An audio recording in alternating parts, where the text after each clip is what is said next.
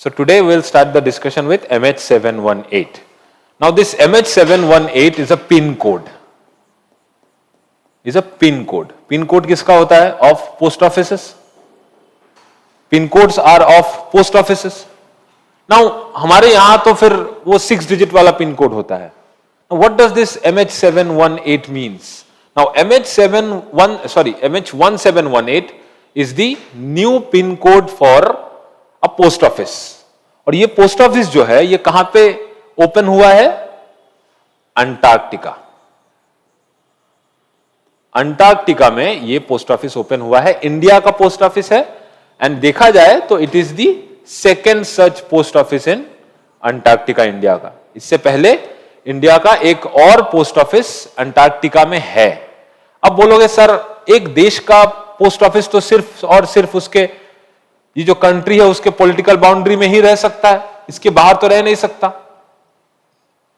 तो एक्चुअली में जो है तुम ये जो MH1718 अगर किसी पिन कोड में अगर पुट करोगे तो ये जो तुम्हारा चिट्ठी है ये सीधा अंटार्कटिका नहीं जाता है.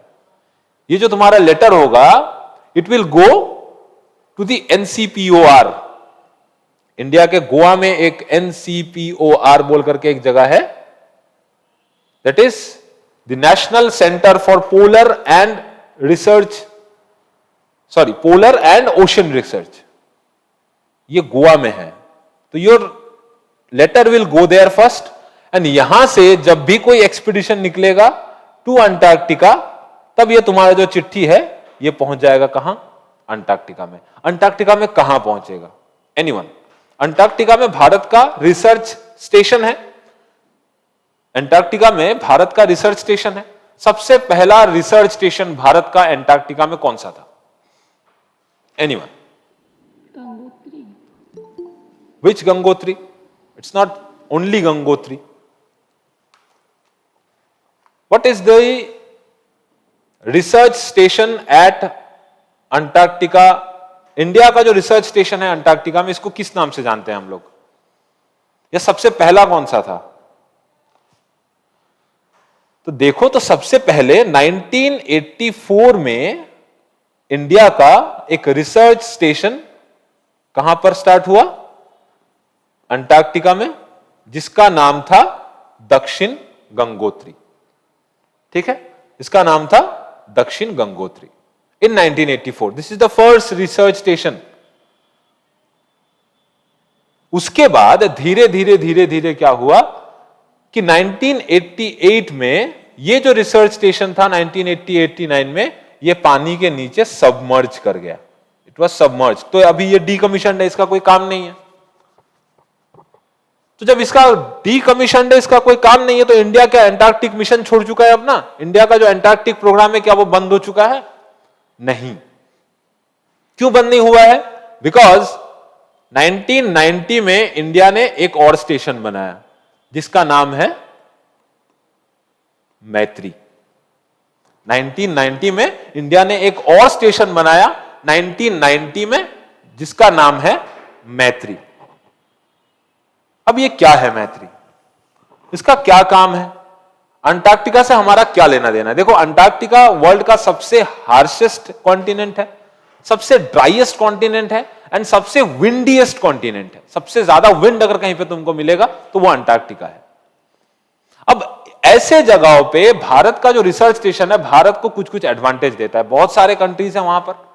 तो ऐसे कंट्रीज में जो साइंटिफिक एडवांसमेंट है भारत का वो कहीं ना कहीं तो काम आए.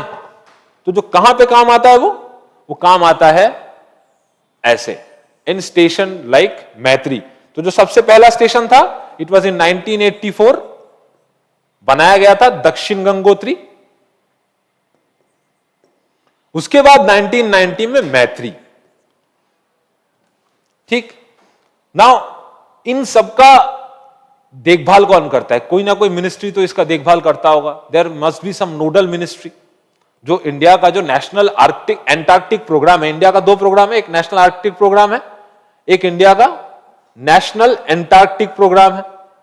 Now national Antarctic programme of India is, ये कौन देखभाल करता है इसका? ये देखभाल करता है इसका दी NCPOR जो मैंने बताया. That is the national council for polar and oceanic research. National centre for, council नहीं, it is national centre for polar and oceanic research. It is under the ministry of earth sciences. और ये कहां पर है? It is located in Goa. यहीं से India का पूरा नेशनल एंटार्क्टिक प्रोग्राम जो है वो सुपरवाइज्ड होता है।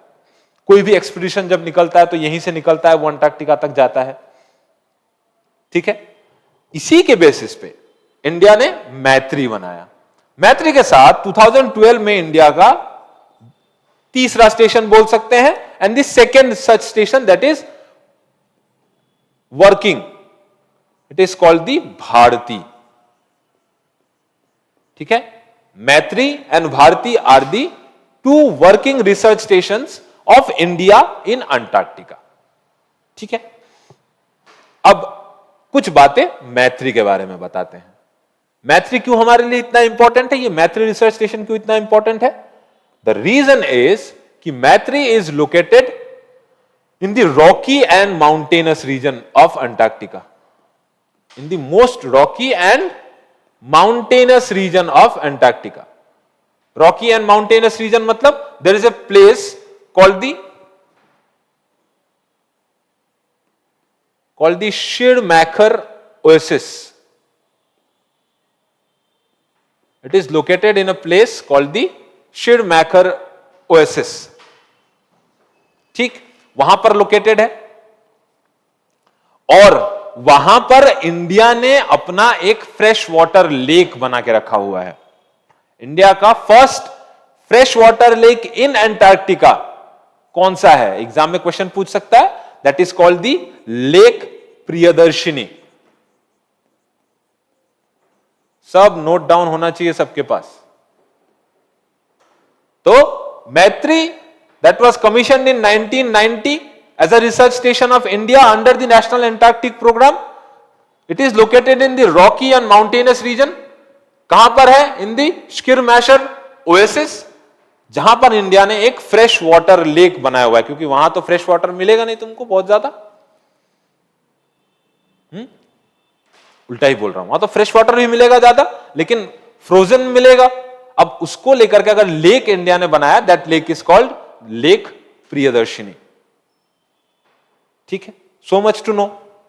आते हैं भारती में, आते हैं भारती पे।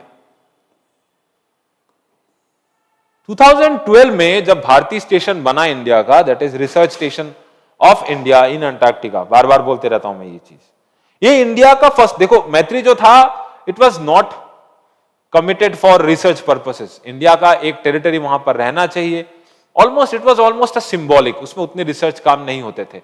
But in 2012 Bharati station was commissioned. It was a committed research facility, India का first committed research facility. Exam में फंसाएगा तुमको क्वेश्चन में कि इंडिया का फर्स्ट स्टेशन क्या है, दैट इज दक्षिण गंगोत्री। सेकंड स्टेशन क्या है, या सेकंड वर्किंग स्टेशन क्या है, that is Maitri. First centre that is committed for research facility, first committed research facility in Antarctica is Bharti.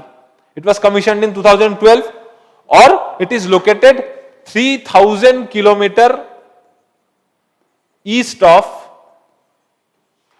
मैत्री। मैत्री से 3000 किलोमीटर ईस्ट पे लोकेटेड है ये। क्लियर हो गया है? अब जो दूसरा जानने लायक चीज है, इतना कुछ तो हो गया, तो क्या कोई भी जाकर अंटार्कटिका में अपना बेस बना सकता है? कोई भी कंट्री क्या अपने से जाकर एक बेस अपना बना सकता है, एक रिसर्च बेस? मान लो मन किया और कहीं भी जाकर के तुमने बना दिया। आज तुमको यहां मन कर रहा है और तुमने क्या बना दिया जाकर के वहां कि चलो मैं अंटार्कटिका में जाकर के अपना घर बनाऊंगा। तो क्या अंटार्कटिका में जाकर के तुम अपना घर बना सकते हो? नहीं। क्यों नहीं बना सकते? Because there is a thing called the Antarctic treaty system. तो जो अंटार्कटिका में जो एक्टिविटीज होते हैं, अंटार्कटिका में जो एक्टिविटी होते हैं, they are controlled by the Antarctic treaty system. ये क्या है? ये बहुत सारे ट्रीटियों का या बहुत सारे एग्रीमेंट्स का एक कलेक्शन है। लिख सकते हो इसका definition, what is Antarctic treaty system अगर आ जाए, इंडिया का नेशनल एंटार्क्टिक प्रोग्राम आ जाए तो इसमें यही नोट करोगे कि अंटार्कटिक ट्रीटी सिस्टम जो है, it is the collection of agreements, collection of agreements, कुछ कुछ एग्रीमेंट्स हैं,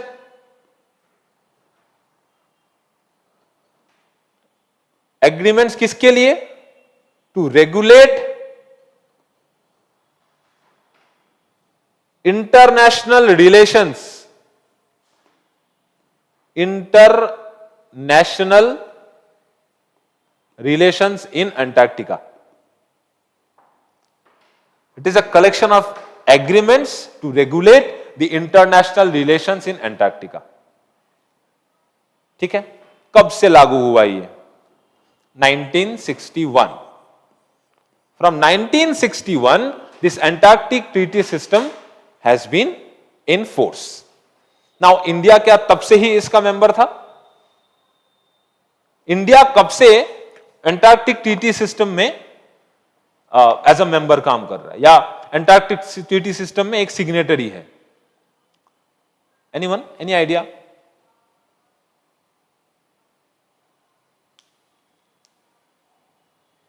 एनी आइडिया? चलो, नहीं आइडिया है कोई तो कोई बात नहीं, मैं उसी के लिए हूं। तो 1961 में 12 कंट्रीज ने इस पे साइन किया। इंडिया तब इसका सिग्नेटरी नहीं था, खाने को नहीं मिल रहा है, तो 1961 में कैसे हम लोग ये सब में जाए। बट इसके फॉर्मेशन के समय से ही जवाहरलाल नेहरू एंड उस समय के हमारे foreign secretary and foreign minister V K. Menon, इन दोनों ने इस ट्रीटी पे इंडिया को एक सिग्नेटरी बनाने का बहुत कोशिश किया था। 70 साल में देश में कुछ नहीं हुआ है, बट ये जो कुछ हुआ है उसमें से ये भी है। ठीक है, नाउ इंडिया इसमें पहली बार इंडिया एंटार्क्टिक ट्रीटी में सिग्नेचर करता है इन 1983। 1983 में इंडिया साइंड दी एंटार्क्टिक ट्रीटी सिस्टम, या एंटार्क्टिक ट्रीटी में इंडिया ने साइन किया। इंडिया साइंड दी एंटार्क्टिक ट्रीटी सिस्टम। और 1983 के बाद अगर हम लोग यहां पे देखें तो 1984 से इंडिया के पास ये 3 स्टेशन इंडिया ने कमीशन किए हैं इन अंटार्कटिका। उसी में से जो नया वाला पोस्ट ऑफिस है इंडिया का, ये सबसे पहला पोस्ट ऑफिस अगर देखें तो वो मैत्री में बना था। 1990 में मैत्री कमीशन हुआ और 26 जनवरी 1990 में फर्स्ट पोस्ट ऑफिस एस्टैब्लिश हुआ मैत्री में। फर्स्ट पोस्ट ऑफिस एस्टैब्लिश हुआ मैत्री में 26 जनवरी 1990, मैत्री पोस्ट ऑफिस। और कुछ दिनों पहले भारती में 2024 में भारती में इंडिया ने अपना सेकेंड पोस्ट ऑफिस बनाने का काम किया है। अब बोलोगे तो चिट्ठी जाएगा कैसे? चिट्ठी किसके थ्रू जाएगा? वो जो मैंने बताया, थ्रू दी NCPOR और the national centre for polar and oceanic research. Clear? This is all about the new post office and some information about the national Arctic programme. अब ये जो एंटार्क्टिक ट्रीटी सिस्टम है, इसमें कुछ कुछ मतलब articles हैं। कितने आर्टिकल्स हैं? So the Antarctic treaty system has 14 articles, जिसमें कुछ कुछ रेस्ट्रिक्शंस हैं। क्या रेस्ट्रिक्शन है? रेस्ट्रिक्शन मतलब कुछ कुछ काम करने के लिए बोला गया है। पहला इज कंसल्टेशन, कि एक दूसरे को कंसल्ट करेंगे। जो भी उसमें सिग्नेटरी होंगे वो एक दूसरे को कंसल्ट करेंगे किसी भी यूज के लिए, किसी भी यूज के लिए कंसल्टेशन करेंगे। वो जगह इंटरनेशनल कॉन्फ्लिक्ट का जगह नहीं होना चाहिए। This is one of those articles कि that continent should not be used as a source of international conflict. ठीक है, पीसफुल पर्पसेस के लिए ही उसको यूज करना है। जो भी सिग्नेचर करता है उसमें वो इस बात को मानता है कि मैं इसको पीसफुल पर्पसेस के लिए यूज करूंगा, मैं मिलिट्री बेसिस नहीं लगा सकता। No country can put a military base in Antarctica. मैं फोर्टिफिकेशन नहीं कर सकता, मैं न्यूक्लियर टेस्ट या किसी भी तरीके का कोई भी वेपन मैं वहां पर टेस्ट नहीं कर सकता, ठीक है। और रेडियो एक्टिव वेस्ट को मैं वहां पर डिस्पोज नहीं कर सकता। इन सब चीजों का ही वो आर्टिकल है। और वहां पर प्रोटेक्टेड एरियाज को कैसे कंजर्वेशन में लाना है, प्रोटेक्टेड एरियाज को कैसे यूज करना है, ये सब चीज उस नेशनल वो जो आर्कटिक ट्रीटी सिस्टम है उसमें पूरा का पूरा, एंटार्क्टिक ट्रीटी सिस्टम में पूरा दिया हुआ। मैं क्यों बार बार एंटार्क्टिका को आर्कटिक बोल रहा हूं, क्या हो गया है, ठीक है। हाँ, अब ये किसके साथ डील करेगा? अगर मेंस में देखोगे तो मेंस में ये ऑफ कोर्स GS3 के साथ ही डील करेगा, या GS2 में अगर देखोगे तो वो इंटरनेशनल रिलेशंस के पर्सपेक्टिव में तुमको पूछ सकता है, ठीक है ना, कि इंडिया का जो आर्कटिक प्रोग्राम है उसका अगर कोई फेसेट्स है तो उस फेसेट के ऊपर तुमको क्वेश्चन वो पूछ सकता है, ठीक है। चलो हो गया। बात करते हैं एक GS3 पर्सपेक्टिव में ही एक दूसरे चीज का, that is the sovereign gold bond. क्या बात कर रहा हूं मैं? That is the sovereign green bonds, gold bonds बोल रहा हूं। इसका एक्रोनिम क्या है? It is called the SGRBs, ऐसा सोवरेन ग्रीन बॉन्ड्स। एक SGB आता है, that is sovereign gold bonds, जो RBI रिलीज करता है कभी कभार, ठीक है। तो what is this sovereign green bonds? Any idea? Let's listen to you first. What is this sovereign green bonds?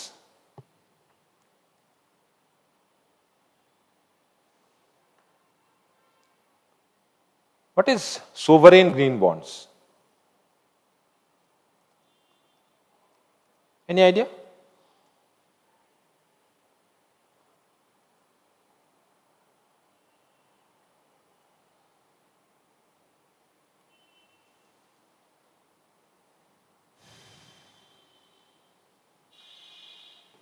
Why they are called sovereign? भाई these bonds are sovereign क्यों बोलते हैं इसको? सार्वभौम क्यों बोला जाता है? Any idea? Because they are issued by governments, है ना। इनको इश्यू किया जाता है गवर्नमेंट के द्वारा। कोई भी सोवरेन बॉन्ड है, ये तो सोवरेन ग्रीन बॉन्ड है, कहीं पर सोवरेन गोल्ड बॉन्ड्स आएगा। Now sovereign bond is a डेप्ट सिक्योरिटी, किसी भी बॉन्ड के जैसा sovereign green bond is a डेप्ट सिक्योरिटी। डेप्ट सिक्योरिटी मतलब जब मैं सिक्योरिटीज को बेचता हूं तब मुझे डेप्ट मिलता है। कोई भी बॉन्ड जब इशूअर इशू करता है, बॉन्ड मींस कि वो एक कुछ प्रॉमिस कर रहा है ना। फॉर एग्जांपल इलेक्टोरल बॉन्ड्स, उसमें भी प्रॉमिस था कि पैसा दोगे तो तुमको फायदा मिलेगा। कुछ जगहों में तो इलीगल फायदा। राघव शेट्टी नाम तो सुना ही होगा, अगर नहीं सुना है तो सर्च करना, राघव शेट्टी इलेक्टोरल बॉन्ड्स, दिखना अलग अलग इंफॉर्मेशन आएगा। तो a bond is a promise. किस बात का प्रॉमिस? कि आज आप मेरा बॉन्ड खरीद लीजिए, you purchase my bond today, after some days, some years, some months, आप अगर यही बॉन्ड मुझको वापस बेचते हैं तो मैं आपको विथ इंटरेस्ट वो पैसा वापस करूंगा। आपको कुछ ना कुछ बॉन्ड उसमें वापस में, जैसे जो RBI है, अगर मार्केट से उसको पैसा उठाना होता है तो गवर्नमेंट सिक्योरिटीज सेल करती है। गवर्नमेंट सिक्योरिटीज को सेल किया, मार्केट से पैसा लिया। अब मार्केट में क्या करती है, फिर अगर उसको पैसा मार्केट में वापस डालना होता है मनी सप्लाई में, तो वो क्या करती है, वो सिक्योरिटीज को फिर से खरीद लेती है और लोगों को एक सर्टेन प्रॉमिस्ड इंटरेस्ट रेट पे ये फिर से वापस दे देती है, पैसा वापस कर देती है इंटरेस्ट रेट पे और ले लेती है बॉन्ड उनसे। This is the thing. Now sovereign green bond जो है वो किस मामले में अलग है?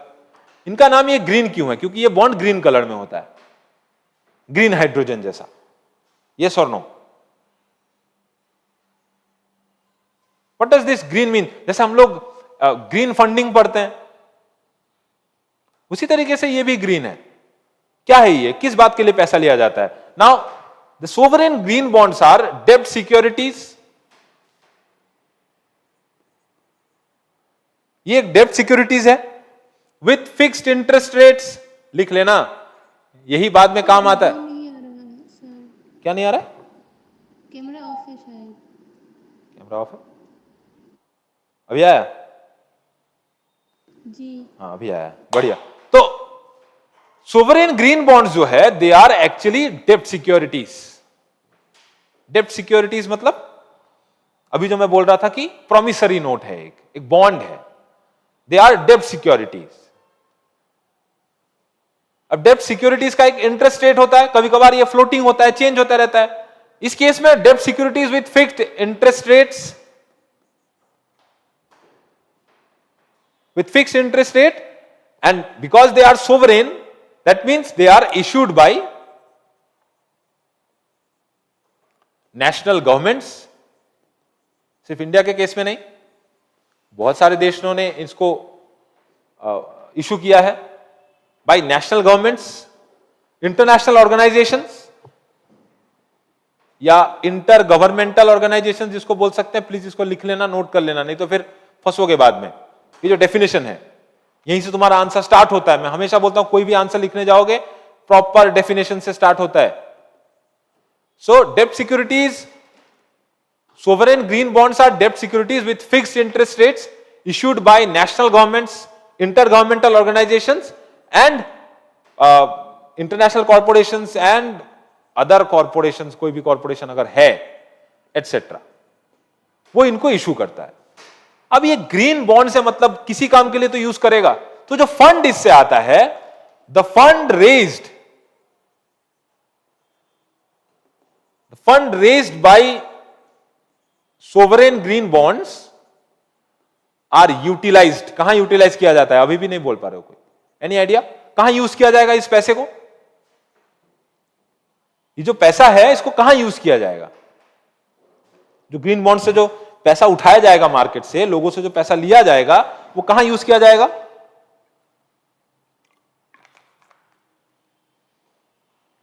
आर यूटिलाइज्ड टू build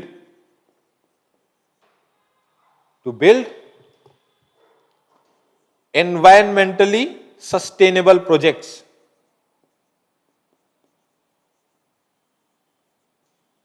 या to build projects that are environmentally sustainable and are climate resilient। to build environmentally sustainable and climate resilient projects। very important thing, climate resilient projects। ठीक, क्लियर है? यहां तक क्लियर हो गया? अब जो दूसरा चीज है कि क्या इंडियन गवर्नमेंट इसको इशू करती है? Does Indian government issues this?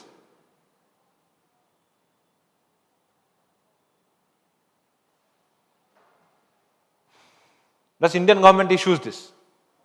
Yes or no? Just you can answer it in yes or no.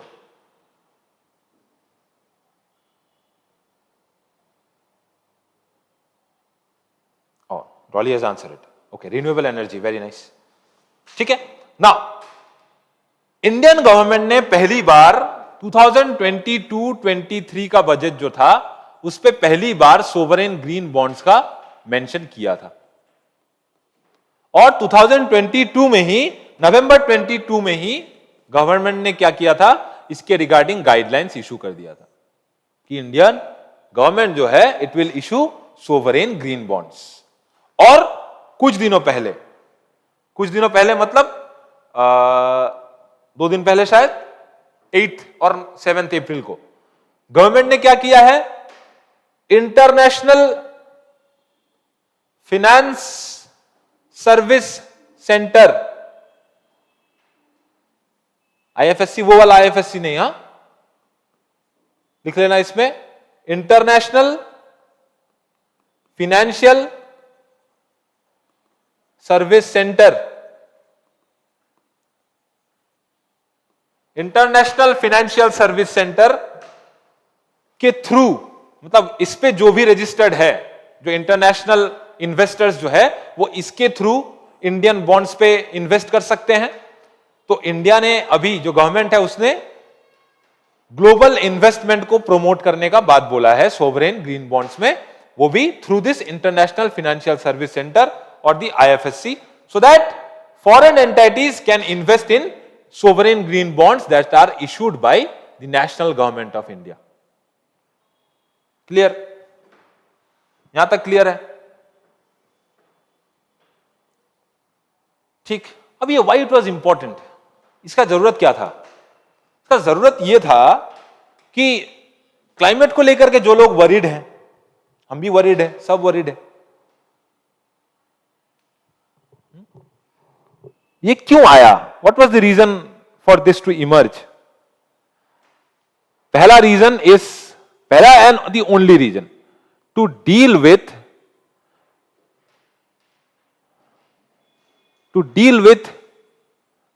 The climate change. सीधा बात, नो बकवास। क्लियर है? To deal with the climate change, because they will create environmentally sustainable project and climate resilient projects। ठीक है? और इसको क्या करना है? कैपिटल मार्केट और इन्वेस्टर्स को, इसका काम क्या है? What it will do ultimately, इसका काम क्या है? To connect capital markets and investors,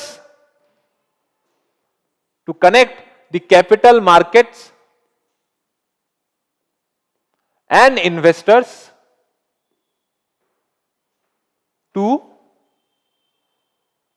with sustainable development। ठीक है?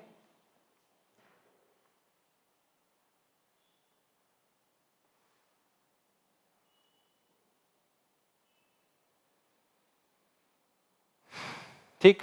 अब कैसे काम करेगा? हाउ? वाई तो अपना क्लियर हो गया। हाउ, कैसे काम करेगा? ये काम करता है through some instruments, through some framework. Framework कहां से लिया गया है? From the ICMA। The frameworks are derived from the ICMA और the international capital market association. उसका जो फ्रेमवर्क है रिगार्डिंग बॉन्ड्स, उसका जो ग्रीन बॉन्ड प्रिंसिपल है, उसके अकॉर्डिंग इसको मैनेज किया जाएगा, इसको इवैल्यूएट, किसी भी प्रोजेक्ट को इवैल्यूएट किया जाएगा, किसी भी प्रोजेक्ट को सिलेक्ट किया जाएगा, प्रोजेक्ट का जो मैनेजमेंट रहेगा, प्रोजेक्ट का जो रिपोर्टिंग का बेसिस रहेगा कि कितना काम हुआ है, कितना नहीं हुआ है, it will be done all through this international capital market association. ठीक है? इसी के बेसिस पे इंडियन गवर्नमेंट ने एक कमिटी बनाया, that is called the green finance working committee. Indian government formed the green finance working committee by the ministry of finance. Ministry of finance ने क्या किया है? Green finance working committee form किया है। ठीक है? और इसका जो पैसा आएगा, देखो पूरा हाउ क्लियर होना चाहिए। पहला है फ्रेमवर्क, ICMA के फ्रेमवर्क पे काम करेगा, इसी के फ्रेमवर्क के थ्रू मैनेज होगा, इसी के फ्रेमवर्क के थ्रू प्रोजेक्ट का इवैल्यूएशन होगा, प्रोजेक्ट का रिपोर्टिंग होगा, प्रोजेक्ट का सिलेक्शन होगा, इसी के through. Green finance working committee बनाया गया जो इसको ओवरसी करेगा। हाँ, काम क्या करेगा ये? It will evaluate the projects and it will also work towards selection of the projects. ठीक, इवैल्यूएट एंड सिलेक्शन का काम करेगा कौन?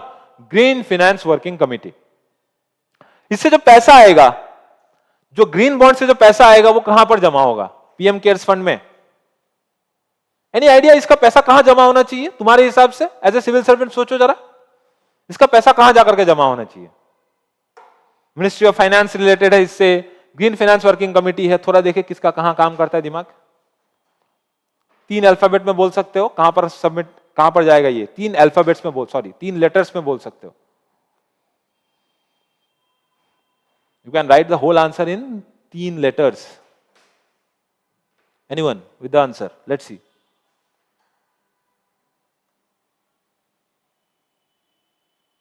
इसका पैसा कहां सबमिट होना चाहिए? यार तुम्हारे हिसाब से कुछ भी बोलो यार। मैंने बोल दिया ना पीएम केयर्स फंड में जाएगा शायद पैसा, कोई बोल दो इलेक्टोरल बॉन्ड्स में जाएगा पैसा। अब 3 लेटर बोले sir election commission of India में जाना चाहिए सीएम, नहीं तो फिर ministry of climate change, forest and climate change के पास जाना चाहिए। मैं 3 लेटर लिखूंगा पता चल जाएगा। मैं जिस 3 लेटर का बात कर रहा हूं that is this CFI, that is the consolidated fund of India. So the funds will be accumulated, the funds will be accumulated,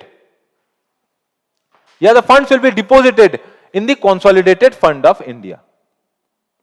और वहीं से इस पैसा को, अब consolidated fund of India में पैसा जाता है तो पैसे का खर्च करने से पहले पार्लियामेंट चाहिए मेरे को, है ना। consolidated fund of India से पैसा निकालने के लिए मेरे को पार्लियामेंट चाहिए, कैबिनेट चाहिए, इन सब का परमिशन जरूरी होता है, प्रेसिडेंट का परमिशन जरूरी होता है, ठीक है। और एक और सेल बनाया गया इसको मॉनिटर करने के लिए, इसका पैसा कहां जा रहा है, क्या हो रहा है। Of course CAG will be, consolidated fund of India से पैसा अगर खर्च होता है तो उसको हमेशा मॉनिटर करता है कौन, it is monitored by the controller and auditor general. लेकिन इसको मैनेज करने के लिए एक PDMC बनाया गया और द पब्लिक डेप्ट मैनेजमेंट सेल, एक पब्लिक डेप्ट मैनेजमेंट सेल बनाया गया।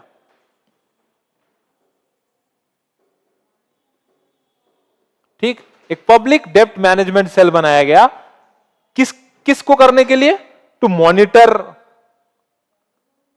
द फंड एलोकेशन, ठीक है, to monitor the fund allocation. तो यहां पर हमारा वाई क्लियर हो गया, दिस इज माई हाउ। ठीक, अब इसका जरूरत क्या है, इसका जरूरत क्या है। हम तो ऐसे भी पैसा उठा सकते थे मार्केट से, है कि नहीं, लोन ले सकते थे ना मार्केट से, कुछ फर्क तो नहीं पड़ता। Tell me one advantage of a sovereign green bonds over a normal loan from the market. किसी भी काम को करने के लिए मार्केट से अगर लोन मिल रहा है और उससे ये सॉवरेन ग्रीन बॉन्ड्स कैसे अलग है, एक वर्ड में बता सकते हो मेरे को, क्या प्रोवाइड, ऐसा क्या प्रोवाइड करता है।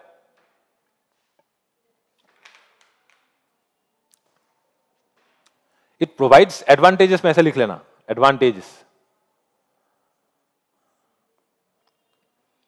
एडवांटेजेस में लिखोगे तो एडवांटेजेस, इट गिव्स सिक्योरिटी। कोई भी पैसा देता है तो उसका सिक्योरिटी तो चाहिए उसको, because they are sovereign green bonds, they are issued by the governments and international intergovernmental organisations, international corporations. तो क्या है कि they are having some security, तो वो सबके लिए अच्छा है। दूसरा, ये जो पैसा है सही जगह जा रहा है, towards sustainable investment, environmental project, environment free project में जा रहा है। और दूसरा, ये जो प्रोजेक्ट्स हैं they are risk free. What do you mean by risk free projects?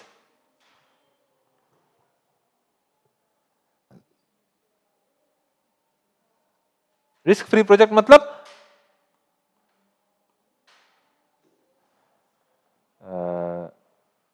Mutual funds are subject to market risk, please read scheme related documents before investing. वो वाला जो चीज है वो धीरे धीरे नहीं बोल करके इसमें तुम अच्छे से बोल सकते हो, because there are no risk associated with this bond, कि मार्केट के साथ इसका कोई रिलेशन नहीं है। मार्केट डूब जाए तो भी ऐसा नहीं है कि इसका पैसा तुमको वापस नहीं मिलेगा, है ना, बिकॉज प्रिंसिपल्स, जो प्रिंसिपल अमाउंट होता है पैसे का, है ना, the principal and the interest are guaranteed, तुमको मिलेगा ही, दे आर गारंटीड, तुमको मिलेगा ही ये पैसा। ठीक हो गया ना। कुछ तो चैलेंज होगा इसका, इतना अच्छा तो नहीं है ये। चैलेंजेस की मिस इंटरप्रिटेशन या ओवर इंटरप्रिटेशन। एक चैलेंज बताओ जरा, मैंने मिस इंटरप्रिटेशन लिखा, मैंने एक्सप्लेन नहीं किया, बता सकते हो क्या, किस चीज के बारे में बात कर रहा हूं मैं? एक एग्जांपल दे सकते हो, माइक ऑन करके बोल सकते हो, लिख भी सकते हो। एक एग्जांपल दो जरा, कैसे इसका गलत फायदा उठा सकते हैं लोग। How sovereign bonds can be miss interpreted, या सोवरेन बॉन्ड्स नहीं, projects can be miss interpreted. बोल पाओगे? इंडियंस इसमें माहिर होंगे एकदम, हम तो बहुत माहिर है इसमें। पैसा मारना। पैसा मार देगा? अब उसी तरीके का कुछ है, पैसा मार नहीं देगा, पैसा लाएगा। एक्चुअल में जो प्रोजेक्ट दिखा रहा होगा, जैसे मान लो मैं ये जो फ्लाईओवर सामने से गया है, अब मैं बोल दूंगा इस फ्लाईओवर से पोल्यूशन बहुत कम होगा। मैं अगर बोल दूं कि इस फ्लाईओवर से पोल्यूशन बहुत कम हो जाएगा और इस पैसे के लिए मैं सोवरेन ग्रीन बॉन्ड से पैसा उठा लूं, तो अल्टीमेटली कितना ही पोल्यूशन कम हो जाएगा इससे, ये कितना ही क्लाइमेट रेजिलियंट होगा। कल को 4 अर्थक्वेक आ जाए तो शायद ये ढीला पड़ जाए, है ना। तो हम लोगों को क्या करना है कि मिस इंटरप्रिटेशन से बचना है। तो ऐसे प्रोजेक्ट्स में मिस इंटरप्रिटेशन या ओवर इंटरप्रिटेशन, कोई ऐसा ओवर इंटरप्रेट कर ले,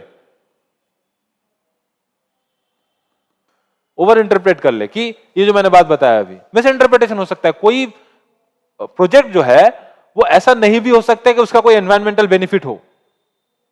so the environmental benefit promised by the projects might be overstated or misinterpreted or over interpreted। दूसरा कि जो क्रेडिट रेटिंग है,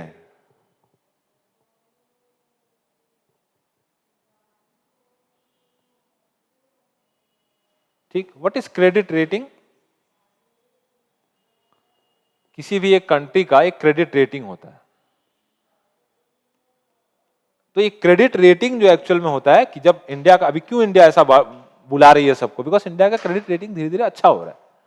तो एक कंट्री का क्रेडिट रेटिंग को भी इन्फ्लुएंस करने के लिए, क्योंकि बाहर से जब भी इन्वेस्टर आएंगे तो इंडिया का क्रेडिट रेटिंग और बढ़ेगा। तो इसको भी मिनिमाइज अगर किया जाए कि ये जो रिस्क है कि क्रेडिट रेटिंग को मैनिपुलेट किया जा सकता है थ्रू दिस, तो that will also become a challenge if we can't stop the risk of manipulating the credit rating of India। ठीक है, तो ये जो पूरा चीज है सोवरेन ग्रीन बॉन्ड्स, ये दिमाग में क्लियर करके रखना। कौन इशू करता है? गवर्नमेंट इशू करता है। पहली बार कब इशू हुआ है?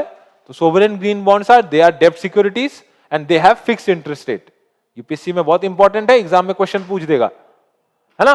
फिक्स्ड इंटरेस्ट रेट है या क्या है, या फ्लोटिंग इंटरेस्ट रेट है। They are issued by the national governments. अभी नेशनल गवर्नमेंट्स ओनली एग्जाम में अगर क्वेश्चन आ जाए, स्टेटमेंट आ जाए, तो प्लीज लुक आफ्टर कि इसको इंटर गवर्नमेंटल ऑर्गेनाइजेशन, मान लो कल को यूएनएफसीसी, आईपीसीसी, ये लोग कर ले, है ना। मान लो कल को मन किया तो वर्ल्ड इकोनॉमिक फोरम ने किसी कोई प्रोजेक्ट में काम कर रहा है वो उसने ले लिया। जो न्यू डेवलपमेंट बैंक है वो भी कर सकता है, एडीबी है एशियन डेवलपमेंट बैंक, वो भी रेज कर सकता है ताकि फंड्स को प्रोजेक्ट कर सके। कैसा फंड होगा वो? They must be environmentally sustainable and they must be climate resilient projects। Why they are important? और इंडिया ने ये कब इंट्रोड्यूस किया था? India introduced in 2022-23 budget. नवंबर 22 में इसके गाइडलाइंस इशू हो गए और इंडिया ने अभी इसको इंटरनेशनल फाइनेंशियल सर्विस सेंटर, उसके थ्रू इन्वेस्टर्स को आस्क किया है सोवरेन ग्रीन बॉन्ड्स में इन्वेस्ट करने के लिए। क्यों? To deal with the climate change and to connect the capital market and investors with the sustainable development। हाँ, कैसे होगा? हाउ? थ्रू दी ICMA का जो गाइडलाइंस है, उसके जो फ्रेमवर्क्स है, इंटरनेशनल कैपिटल मार्केट एसोसिएशन का जो फ्रेमवर्क है, उसके बेसिस पे ये चलेगा। कौन करेगा इसका काम? It will be overlooked by the green finance working committee under the ministry of finance, जिसका काम होगा to evaluate and the selection of the projects. इसी में मिस इंटरप्रेट होने का चांसेस सबसे ज्यादा है। फंड्स जो एलोकेट होगा, it will B allocated through the consolidated fund of India, वहीं पे डिपॉजिट होगा ये फंड। और जो फंड एलोकेशन है उसको लुक आफ्टर कौन करेगा? It will be look after by the public डेब्ट management cell. It will monitor the allocation of funds. ठीक है, and these are the advantages and challenges. ठीक है, हो गया। बात करते हैं थोड़ा सा अरविंद केजरीवाल के केस का। डायरेक्ट बात नहीं करेंगे, उनसे हमारा कोई लेना देना नहीं है। ऑफ कोर्स लेना देना है, लेकिन बोलना पड़ेगा लेना देना नहीं है। ऑफ कोर्स लेना देना है, आज अरविंद केजरीवाल पे है, कल किसी और पे हो सकता है ये सब चीज। ठीक है, तो इन सब में थोड़ा सा अवेयर रहना बाबू लोग। That is the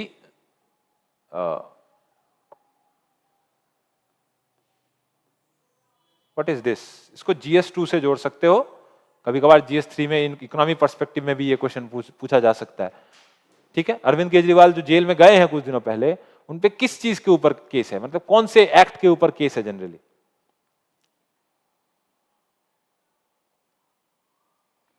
any idea?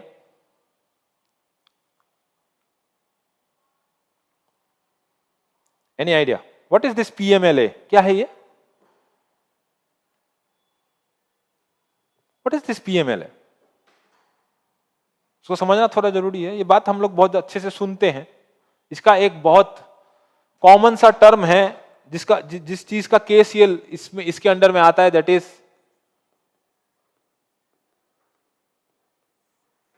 सुने हो ये चीज? सुने हो ये चीज? ये क्या है ये चीज, सुने हो कभी? What is this PMLA?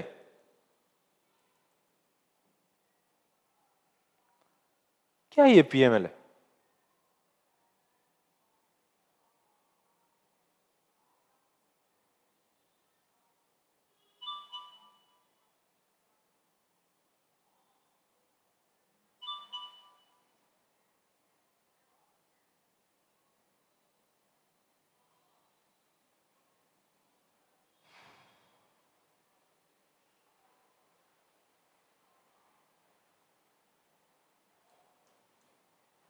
No one.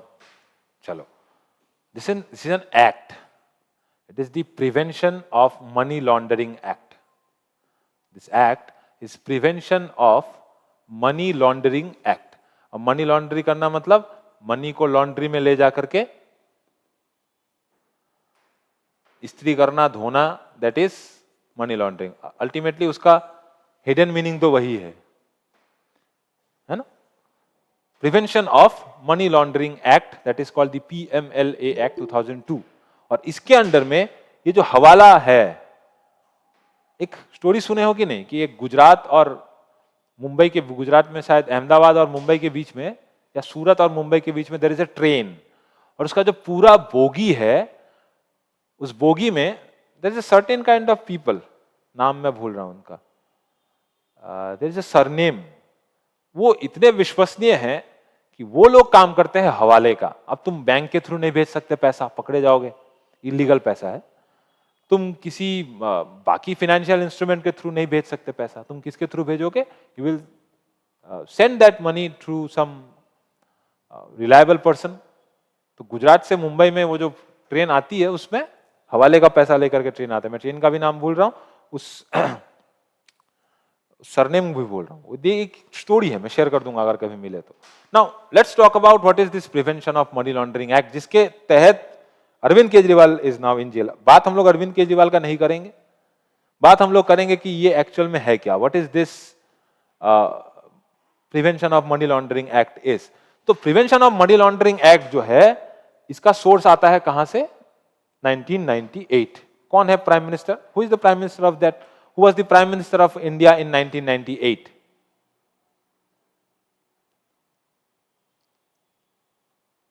Hmm?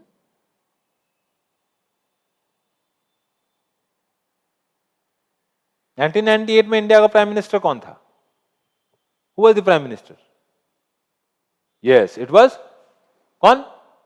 Atal Bihari Vajpayee. तो अटल बिहारी वाजपेयी जी के गवर्नमेंट के अंडर में एक prevention of money laundering bill आया इन 1998, और इसको एक्ट बनते बनते लग गया 2002। तो 2002 में जब ये एक्ट आया, ये किस काम के लिए आया था? तो अगर बात करें prevention of money laundering act 2002, it was enacted to fight, this is, you are answering why it was enacted? To fight,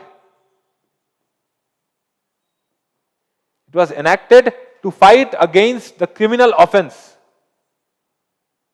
fight against the criminal offense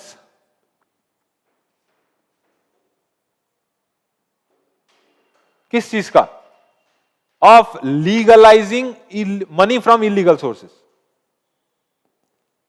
of legalising money या लीगलाइजिंग इनकम, ऐसे लिखो, money सीधा लिखोगे तो दोनों आ जाएगा इसमें, income या profits from illegal sources, from illegal sources,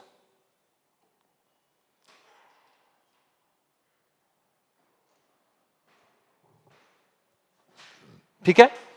so prevention of money laundering act क्यों आया था? To fight against the criminal offence of legalising income और प्रॉफिट्स फ्रॉम इलीगल सोर्सेस, ठीक है। अब ये इसमें पावर क्या है गवर्नमेंट के पास? इस एक्ट के थ्रू गवर्नमेंट एजेंसीज जो है उसके पास क्या पावर है? टू कॉन्फिस्केट,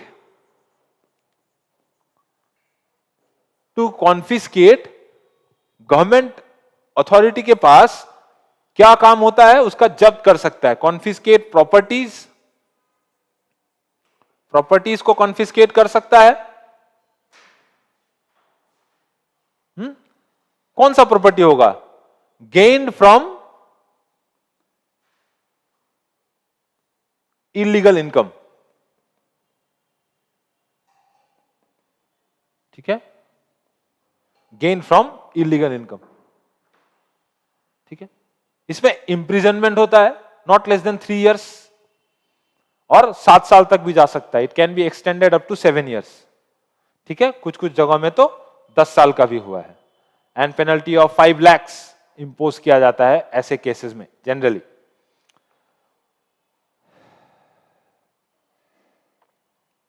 ठीक है। अच्छा, ऐसे केसेस में कौन सा डिपार्टमेंट है जो, एक डिपार्टमेंट है, सॉरी एक डिपार्टमेंट मतलब एक एजेंसी है गवर्नमेंट का जो ऐसे केसेस को डील करता है, जिसको लेकर के आजकल बहुत ज्यादा चर्चा होता है? कौन सा? ED. That is the ED और द डायरेक्टरेट ऑफ एनफोर्समेंट और द एनफोर्समेंट डायरेक्टरेट। कौन है ये, क्या काम है इसका? कौन सा केस ईडी के अंडर में आता है? ईडी के अंडर में कौन सा केस आता है? बार बार ईडी सुनते, मनी लॉन्ड्रिंग वाला, सिर्फ मनी लॉन्ड्रिंग वाला आता है या कुछ और भी है जिसके अंडर में आता है?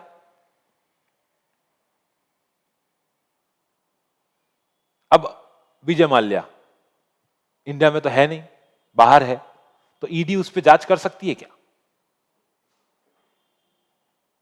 नीरव मोदी इंडिया में तो है नहीं, उसके अगेंस्ट में तो केस चल रहा है मनी लॉन्ड्रिंग का, तो उस पर केस कर सकता है क्या? There is an act in India, the fugitive economic offenders act, ठीक है ना, the FEOA, fugitive economic offenders act, जो इंडिया के कोर्ट से बाहर है, मतलब इंडिया के जुरिस्डिक्शन से बाहर जाके बैठा हुआ है, तो उसके अगेंस्ट में भी वो केस कर सकता है। फेमा है, फॉरेन एक्सचेंज मैनेजमेंट एक्ट 1999, उसके भी केसेस डील करता है कौन? एनफोर्समेंट डायरेक्टरेट, ठीक है। तो ईडी का काम क्या है? What does ED does? ED क्या करता है? इट डील्स विद द, या it is a director of, sorry, the directorate of enforcement is an organisation to investigate, देखना सजा नहीं देगा ये, इट कैन ओनली इन्वेस्टिगेट, जैसे सीबीआई है, it can investigate offences of money laundering, offenses of money laundering and economic frauds या financial frauds, कुछ भी बोल सकते हो, दोनों सेम ही होगा, इकोनॉमिक और financial frauds, और या and foreign exchange laws, foreign exchange laws पे भी ये क्या कर सकता है? इन्वेस्टिगेट कर सकता है, अगर वायलेशन होता है तो, ठीक है। कौन से एक्ट्स के थ्रू? थोड़ा एक्ट्स को देख लो। पहला जो PMLA 2022, बाप रे 2002, 10-20 साल पीछे आ गया था मैं, इसके थ्रू कर सकता है ये, मतलब इसके अंडर में जो भी केसेस आएगा, ध्यान रखना दीज आर क्रिमिनल लॉज, हाँ, इसके अंडर में अगर कोई तुम इसका वायलेट करते हो तो you will become a criminal. Criminal law and civil law में यही डिफरेंस है कि सिविल लॉ को वायलेट करते हो तो तुम क्रिमिनल नहीं बनते हो, चोरी डकैती करोगे you are not a criminal, लेकिन ऐसे वायलेट करोगे तो you will become a criminal, सीधा बात। फेमा, जो फॉरेन एक्सचेंज रेगुलेशन एक्ट था, बाद में वो फेमा बना 1999। एंड द FEOA का फॉर्मूला मतलब वो लिख लेना, फुल फॉर्म लिख लेना, 2018 का है ये, द फ्यूगिटिव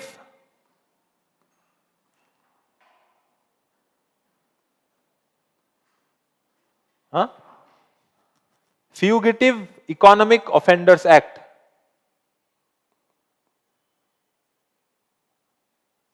ऑफेंडर्स एक्ट 2018 किस बारे में बात करता है? इट डील्स विथ ऑफेंसेस या ऑफेंडर्स, इसमें ऑफेंडर्स ही ज्यादा इंपॉर्टेंट है। It deals with offenders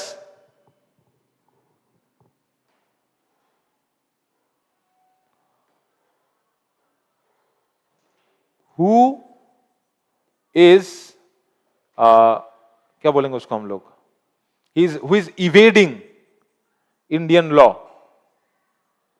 who is evading Indian law by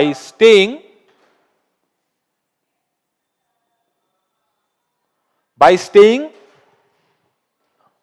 outside the jurisdiction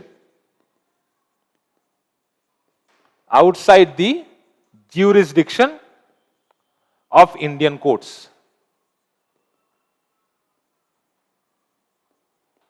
ठीक, outside the jurisdiction of Indian courts अगर कोई है तो वो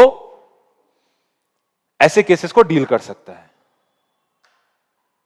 ठीक है, और केसेस के साथ प्रॉपर्टीज को अटैच कर सकता है। जैसे आजकल देखोगे कुछ कुछ नेताओं के जो बैंक अकाउंट्स है, बैंक अकाउंट्स आर वो बंद हो जा रहे हैं, बैंक अकाउंट्स फ्रीज हो गए हैं, बिकॉज उनको केस प्रॉपर्टी के रूप में अटैच कर लिया गया है ऐसे ऐसे केसेस में। ठीक है,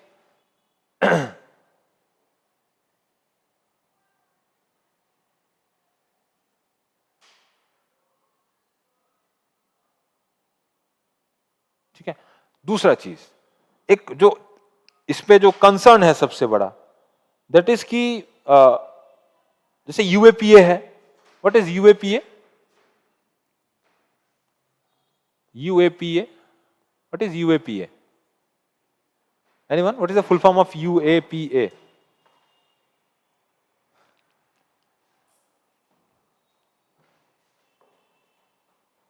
anyone? What is UAPA?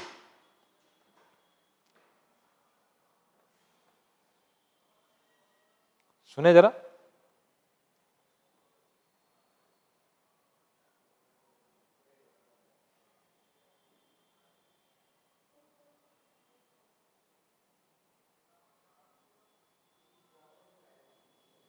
Unlawful activities prevention act. Unlawful activities prevention act, that is UAPA. उसके अंडर में जो बेल के प्रिवेशन है, दे आर, जो बेल के प्रोविजन है, they are very strict. Same PMLA में भी वही है, आप बाहर नहीं आ सकते बहुत इजीली पीएमएलए पे अगर आप पे केस होता है तो। दूसरा, ED is not a police, ED is not considered a police. अब ये पुलिस कहां पर मेंशन था, थोड़ा सोचो। कुछ दिन पहले मैं बात कर रहा था भारतीय आचार संहिता, सीआरपीसी। तो जो सीआरपीसी है उसके अंडर में पुलिस को लेकर के कि पुलिस कैसे सर्च कर सकता है, सीजर कर सकता है, कैसे चीजों को डील कर सकता है, पुलिस को कुछ कुछ चीजें डायरेक्शन दिए गए थे, तो इस पे ये काम नहीं करता है। कभी भी जाकर के किसी को भी जाकर के कहीं पर भी अटैक कर मतलब सीज कर सकता है, कुछ भी कर सकता है किसी के भी प्रॉपर्टीज को। ठीक है, so these are some concerns regarding ED, और भी बहुत कुछ है।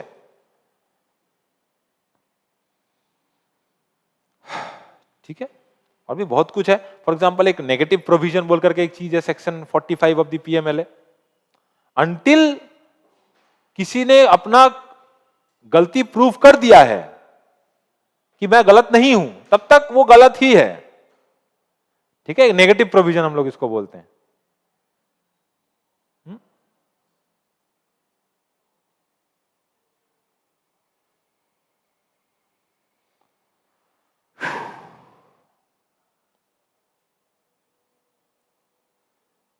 ठीक है, तो this is how this thing becomes so much important. ये जो पूरा चीज है इसमें, that's why it becomes so much important कि इतना बड़ा जो केसेस अभी देश में जितने भी केसेस हैं ईडीए के, जनरली वो पीएमएलए के ही हैं। जो दिल्ली का जो लिकर पॉलिसी था उस पे उसने कहा था कि इलीगल तरीके से पैसा लिया गया है और वो पैसा उसका हिसाब नहीं दे पाए अरविंद केजरीवाल, तो उनको लेकर के जेल में डाल दिया गया है। ठीक है, चलो जो नेक्स्ट चीज हम लोग देखेंगे दैट इज जो मैं कल बात कर रहा था GS1 का एक टॉपिक, उसी पे एक रिपोर्ट आया है, उसी पे बात करेंगे। कल हम लोगों ने एक क्वेश्चन देखा था अनटैप्ड ह्यूमन रिसोर्सेस, उसी के ऊपर उसी के साथ रिलेट करके एक चीज देखोगे कि एक रिपोर्ट पब्लिश हुआ है that is called the India employment report 2024। The India employment report 2024, इसको किसने पब्लिश किया है? इसका पूरा नाम दूसरा भी, मतलब इसके साथ और भी आगे पूंछ लगा हुआ है एक, the India employment report 2024 outlook on women employment in India. Outlook on women empowerment in India, ये उसका नाम था।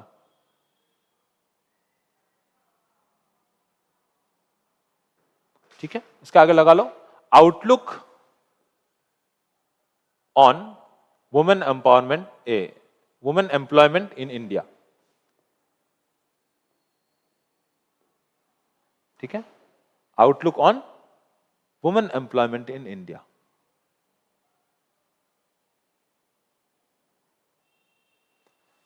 कल मैंने बात किया था वुमेन एम्प्लॉयमेंट को लेकर के, उसी से पर्टेन करता चीज है ये। क्या है एक्चुअल में, कौन रिलीज करता है इसको? इसको रिलीज करता है इंस्टीट्यूट फॉर ह्यूमन डेवलपमेंट। इसको रिलीज करता है, it is released by institute for human development and the international labour organisation, दोनों साथ में मिलकर के करते हैं। ठीक है, institute for human development and the international labour organisation, ये रिपोर्ट उन्होंने पब्लिश किया है।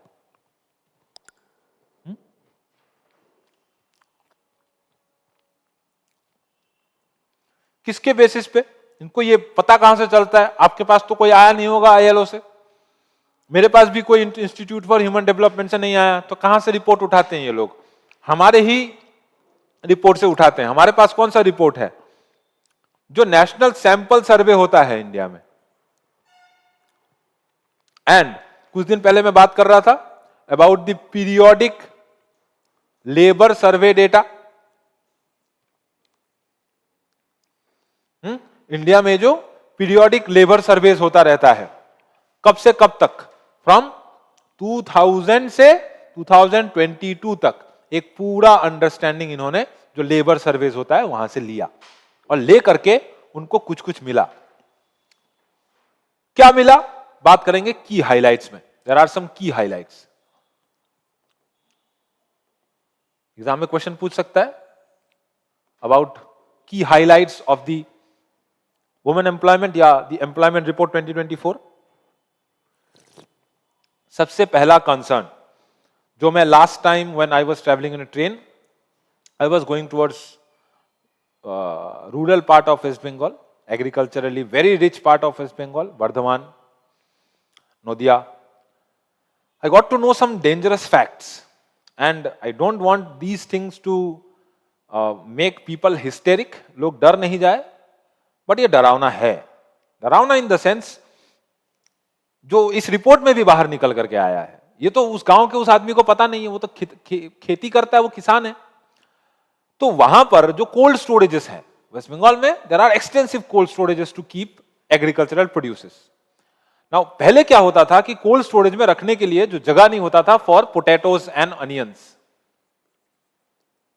And those potatoes were then sent to other parts of this country, including Assam. यहां तक कि सूरत तक जो आलू है वो वेस्ट बंगाल के जो नॉर्दर्न पार्ट है, जो वर्धमान का इलाका है, वहां से राइस एंड जो पोटैटो है वो जाता है. Now in this year there was a dangerous situation which I also saw there. पहले जो दिखता था कि जो कोल्ड स्टोरेजेस हैं उसमें इतना ज्यादा लोड आ जाता था कि उसके कॉरिडोर्स में भी सामान को रखा जाता था. कोल्ड स्टोरेज में रख के भी जगह नहीं होता था तो बाहर रखते थे और खराब हो जाता था वहां. दिस ईयर कोल्ड स्टोरेज भरे ही नहीं है. Cold storage are not even 70% full. 70 to 80% full नहीं है पूरा. ठीक है ना. ऑलमोस्ट 50-60% उसका जो रेशियो है वो हर जगह दिखेगा तुमको कि वो बाकी जगह पड़ा हुआ है. What does this signifies? कि in upcoming days if the government doesn't intervene properly we are going to see a very harsh agricultural crisis in this country. एक बहुत बड़ा एग्रीकल्चरल फूड क्राइसिस इस देश में देखने को मिल सकता है. क्योंकि this Bardhaman is the rice supplier to this world, बोल सकते हैं हम लोग. वर्ल्ड में एक्सपोर्ट करता है राइस वो.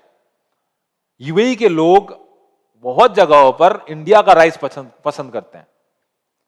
What does that signifies? कि ना तो हम लोग एक्सपोर्ट कर पाएंगे, साथ ही साथ अभी हम लोग व्हीट एक्सपोर्ट कर रहे हैं इतना ज्यादा, उसी पे ध्यान लगा चुके हैं हम लोग. राइस, पोटैटोज, फूड क्रॉप्स जो जनरली हम लोग खाते हैं वही अभी लोग भर नहीं रहे हैं. तो उसको इस एम्प्लॉयमेंट रिपोर्ट के साथ कैसे जोड़ सकते हैं हम लोग? जो पहला की हाईलाइट आया है that is shifting of workforce. Very important चीज, ये लिख लेना. अकॉर्डिंग टू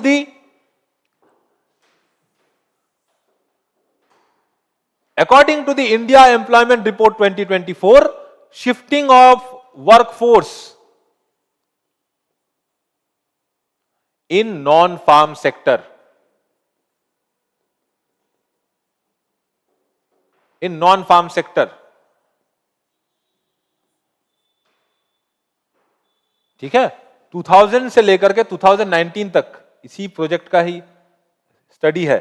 2000 से लेकर के 2019 तक क्या देखा हम लोगों ने कि continuous shifting of workers from farming to non farming activities. मतलब एग्रीकल्चर से लोग अभी धीरे धीरे नॉन फार्मिंग सेक्टर्स पे जा रहे हैं. ठीक है. दूसरा, 82% of India's workforce is from informal sector. Manmohan Singh का बात याद आता है. डिमोनेटाइजेशन के समय उन्होंने कहा था 82% of India's workforce is from informal sector. कैसा? कैजुअल एम्प्लॉयमेंट है उनका. कैजुअल एम्प्लॉयमेंट है. या कोई एक सेल्फ एम्प्लॉयमेंट है उनका. There is some casual employment और सेल्फ एम्प्लॉयमेंट. ठीक है. उसके बाद 2012 से 2022 तक जो लोग बोलते हैं कि गैस का दाम बढ़ रहा है तो क्या हो गया, तुम्हारा सैलरी नहीं बढ़ा है क्या? ऑफ कोर्स बढ़ा है, मेरा ही बढ़ा है. India has got stagnant wages. India में जो वेजेस है दे आर स्टैग्नेंट. मतलब अगर हम लोग इन्फ्लेशन के साथ स्टडी करें तो जितना इन्फ्लेशन बढ़ा है उतना वेजेस नहीं बढ़ा है बाबू. ठीक है. जो एक्चुअल वेजेस है वो बढ़ा नहीं. अगर हम लोग इन्फ्लेशन के साथ स्टडी करें इस चीज को, ये स्टडी में आया है कि 2012 से लेकर के 2022 तक जो एक्चुअल वेजेस है दे आर स्टैग्नेंट.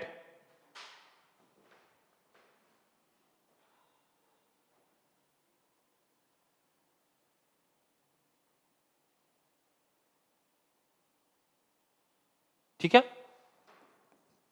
एक और वरिंग इंफॉर्मेशन देता हूं जो इसी पे आया है. इसके बारे में डिटेल हम लोग और ज्यादा बाद में अच्छे से देखेंगे. स्टैग्नेंट वेजेस हो गया 82% इन इनफॉर्मल सेक्टर। इसको अनजान को तो कोई चीज नहीं है, सबको पता है। Shifting of workforce to non farm sectors. India South Asia में सबसे ज्यादा, अगर कहीं पर कोई एक ऐसा देश है, so India from 2010 to 2019 India has the highest rate of youth in इस पूरे 9 साल के टाइम फ्रेम में। India has got the highest rate of youth outside employment. Employment में तो है ही नहीं, they are outside employment. But ना तो वो ट्रेनिंग में है और education. So India has got the highest rate of youth outside employment and education.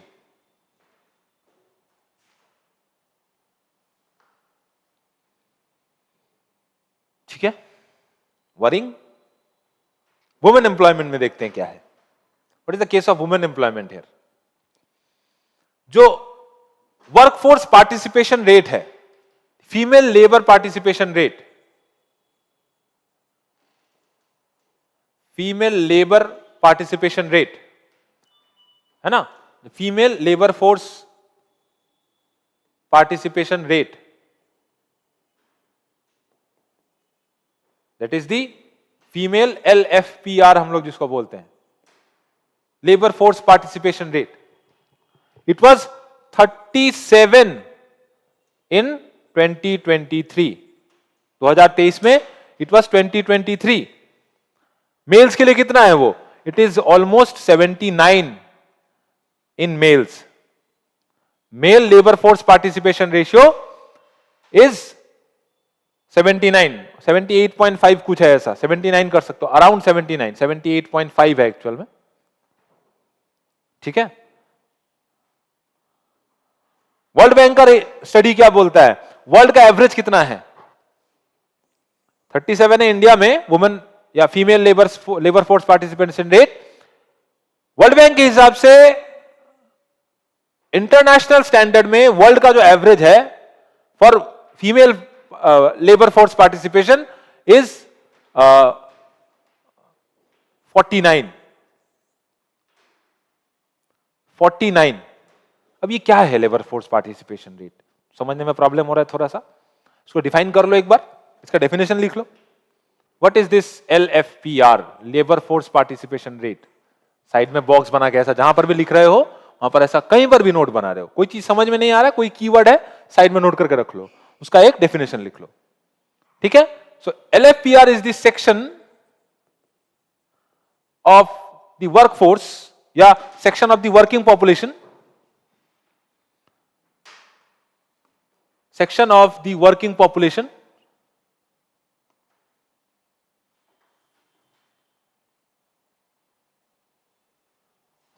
working population कितना एज ग्रुप में होता है? इन द एज ग्रुप कितना से लेकर कितना? From 16 to 64। So it is the section of the working population in the age group of 16 to 64 in an economy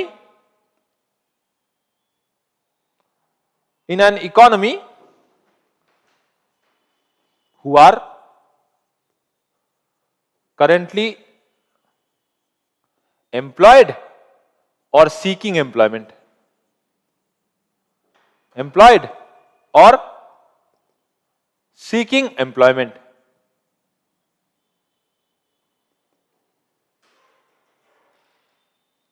ठीक है, अब इसमें से कुछ लोग बाहर भी जाते हैं। कौन से लोग? Those person who are still undergoing studies, housewife, persons above the age of 64 are not seen as a part of the labor force. So labor force participation rate India में क्या है? इंडिया में 2000 साल से डिक्लाइन ही कर रहा है। The female labor force participation rate had been steadily declined since 2000 24.5 में टच कर गया था 2019 में। ठीक है, लेकिन थोड़ा सा सूर्य किरण दिखाते हैं, कुछ तो अच्छा है इससे में भी एक अच्छा तो कुछ लिखना ही है ना, हमेशा पॉजिटिविटी ढूंढना है। क्या पॉजिटिविटी ढूंढना है कि women in India has got the largest share. Women in India has got the largest share in the self-employment. In the self-employment and, sorry to say, unpaid family work. सबसे ज्यादा इन्हीं को करना पड़ता है, from house wifes to wifes who are working in agricultural fields.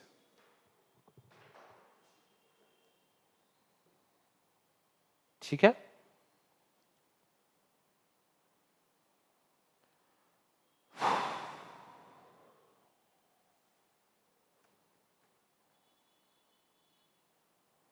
ठीक है, इसके बारे में और डिटेल में पढ़ेंगे हम लोग नेक्स्ट क्लास में। ठीक है, नेक्स्ट क्लास में मतलब कि इसको और डिटेल में पढ़ना है, because of labour force participation rate, working population क्या है, इन सब चीजों को थोड़ा और अच्छे से समझ के इसको आगे हम लोग और भी अच्छे से पढ़ेंगे। आज हम लोगों ने जो 4 टॉपिक डिस्कस किया है, हाँ, फर्स्ट बीइंग ये post office, that is the MH1718, India second post office in Antarctica, third post office भी बोल सकते हो, पहला पोस्ट ऑफिस जब दक्षिण गंगोत्री बना तो वहीं पे बना था, बनेगा ही ऑफ कोर्स, लेकिन सेकंड वर्किंग पोस्ट ऑफिस अगर है तो दैट इज इन भारती, ध्यान देना, थर्ड पोस्ट ऑफिस है and second working post office. 3 station of research station of India in Antarctica, दक्षिण गंगोत्री दैट वाज ड्राउन्ड, वो सबमर्ज कर गया पानी में, वर्किंग स्टेशंस आर मैत्री एंड भारती, उसमें से रिसर्च पर्पस के लिए डेडिकेटेड है, कमिटेड है Bharati, that was commission in 2012, Maitri was commission इन 1990। ठीक है, इंडिया का एंटार्क्टिक ट्रीटी सिस्टम में साइन इट वाज इन 1961, 1983 से इंडिया इसमें इन्वॉल्व होता है। सोवरेन ग्रीन बॉन्ड्स क्या है, क्यों जरूरी था, कहां पर इसका पैसा जाएगा, कौन निकालेगा, कौन लुक आफ्टर करता है। दूसरा चीज the prevention of money laundering act और द एनफोर्समेंट डायरेक्टरेट, दोनों देखा हम लोगों ने। उसके बाद ये जो outlook on women employment and the Indian employment report, जो कि international institute for human development and international labour organisation जिसको इशू करता है। ठीक है, तो आज इतना ही रहने देते हैं। Enjoy your holidays, not forget to study, और एक चीज ध्यान रखना, इलेक्शंस आ रहे हैं तो थोड़ा संभल के रहना सब कोई। ठीक है, कहीं भी जा रहे हो, कुछ भी कर रहे हो, बाहर भी situations are not very nice around us, थोड़ा सा संभल के रहना, सेलिब्रेट वाइजली। ठीक है, उल्टा पुल्टा ऐसा सेलिब्रेट नहीं कर लेना कि आगे आने वाले एग्जाम में तुम्हारा दिमाग खराब हो जाए। APSC का रिजल्ट आने वाला है with in 2-3 days, let's hope for the best. ठीक है, आज इतना ही खत्म करते हैं। Thank you so much everyone, have a good day.